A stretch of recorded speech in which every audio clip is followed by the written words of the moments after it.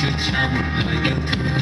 Đi qua bao nơi xa xôi, hóa ra đã có thấy được mình còn mong đến mình còn say mê.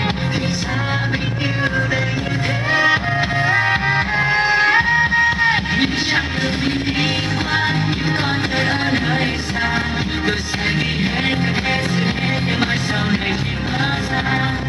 Thấy rằng hôm qua mình đã sống thật thà, đã chẳng mong khi hay thanh xuân của chính ta. Sẽ nhớ mãi hay chỉ nơi đây, nhớ vô sẽ nhớ mỗi ngày, nhớ những khung trời mà mình